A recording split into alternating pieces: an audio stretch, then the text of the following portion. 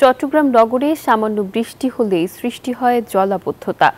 নগরবাসীর অভিযোগ, দখল আর ভরাটে হারিয়ে গেছে বহু খাল, অথচ হাজার কোটি টাকার প্রকল্পের কাজ এগোচ্ছে মাত্র ৩৬টি খাল ঘিরে। প্রশ্ন উঠছে, এভাবে কি সত্যি মিলবে জলাবদ্ধতা থেকে মুক্তি? চট্টগ্রাম নগরের জলাবদ্ধতা নিরসন প্রকল্প নিয়ে নগরবাসীর প্রত্যাশা অনেক, তবে কার্যকর সমাধানের জন্য এখনই প্রয়োজন খাল পুনরুদ্ধারে রাজনৈতিক সদিচ্ছা। বিস্তারিত জানাচ্ছেন সহকর্মী আকরাম হোসেন। পদ্মা সেতু, মেট্রো রেল এবং এলিভেটেড এক্সপ্রেসওয়ে নির্মাণের গর্বিত অংশীদার বসুন্ধরা সিমেন্ট। চট্টগ্রাম নগরীর বাসিন্দাদের অভিযোগ, আগে যেখানে জোয়ার ভাটার পানি আসতো, আজ সেখানে খালের অস্তিত্বই নেই। ফলে সামান্য বৃষ্টিতেই ডুবে যায় সড়ক ও ঘরবাড়ি। আগের মতো খাল এখন নাই, যার কারণে ভরাট হয়ে গেছে, জলাবদ্ধতা বাড়ি গেছে। এখানে সব জায়গাতে পানি। খালগুলো সংস্কার হয়ে যাক, তাহলে আশা করি জনগণ সফল পাবে। বিশেষজ্ঞরা বলছেন, 1995 সালের মাস্টার প্ল্যান অনুযায়ী চট্টগ্রামে ছিল প্রায় 71টি খাল।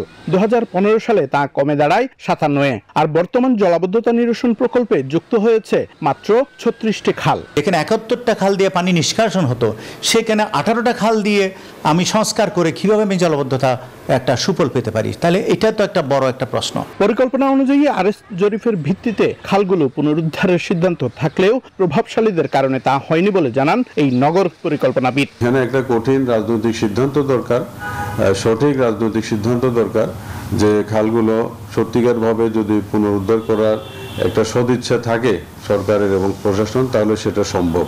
এটা দুরূহ, কিন্তু এটা সম্ভব। অন্যদিকে প্রকল্প বাস্তবায়নকারী সংস্থা সিডিএর দাবি, তাদের আওতাভুক্ত 36টি খালে সেনাবাহিনীকে সঙ্গে নিয়ে বহু অবৈধ স্থাপনা উচ্ছেদ করা হয়েছে। যেভাবে আমরা 36 স্থাপনা ভেঙেছি, এখানে অনেকগুলো স্থাপনা আমরা ভেঙেছি, অনেক প্রভাবশালী স্থাপনা আমরা ভেঙে দিয়েছি, কিন্তু এটা সম্ভব হয়েছে শুধুমাত্র বাংলাদেশ সেনাবাহিনী কাজটা করাতে। 14,000 কোটি টাকার এই প্রকল্প কতটা টেকসই সমাধান আনবে তা নিয়ে সংশয়ে নগরবাসী। হারিয়ে যাওয়া খাল পুনরুদ্ধার ছাড়া নগরবাসীর জলাবদ্ধতা থেকে মুক্তির স্বপ্ন হয়তো অধরাই থেকে যাবে বলে মনে করছেন বিশেষজ্ঞরা। আকরাম হোসেন, নিউজ 24, চট্টগ্রাম।